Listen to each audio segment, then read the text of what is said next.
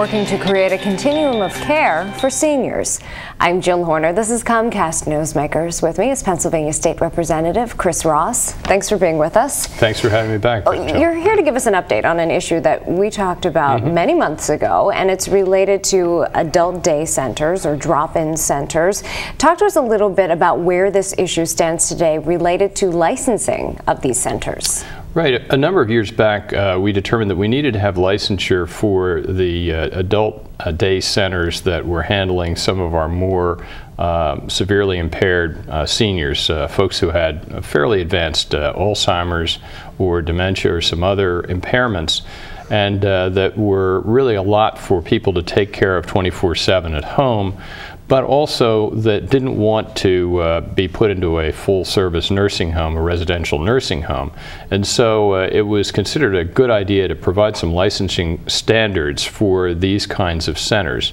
But it got a little bit complicated because a number of our senior centers were looking at the opportunity to have a drop-in center with some supervisory capacity for the much less acute situation. Someone who was beginning to get a little fuzzy but wasn't really far down the spectrum of Alzheimer's or dementia. And so we had an unlicensed and then a licensed set of facilities, and there was some confusion between the two as to where the line should be drawn between them. At this point, you're working to create a regulatory framework for these two different types of facilities. Why is that important, and where does it stand now? Well, it's very important for people to know which facility they ought to be considering for themselves or for their family.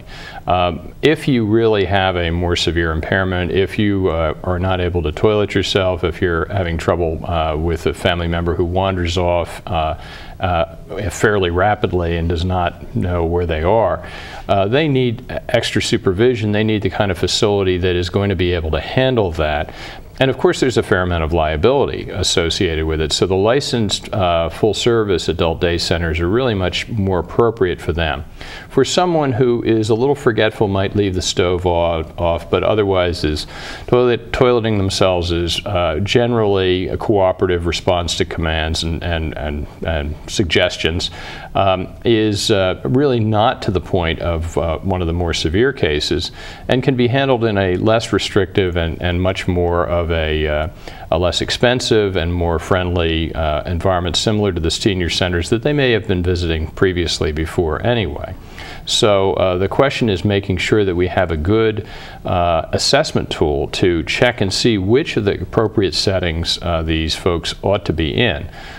In my own experience with the Kennett Senior Center, there were some folks who were in the drop-in center, and that was temporarily shut down by the Department of Aging when they looked at the fact that they weren't licensed, and those people did not want to go to the adult day center. They just went back home and became more of an anxiety for their families.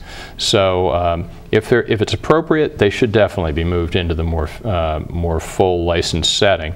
But for those that are beginning to get a little bit troubled, we want to have a full spectrum for people at all stages, so that all of them are taken care of in the most appropriate setting possible. And we just have a short time left, but where does this framework, or creating this framework, stand right now? Well, right now we have some good negotiations between the various different parties involved, and I'm hoping that we'll have a settlement quite soon, and then we might be able to lock it in by legislation to make sure that people have it to be confident of in the future. Thanks for being with us. Thank you. We've been talking with Pennsylvania State Representative Chris Ross. I'm Jill Horner.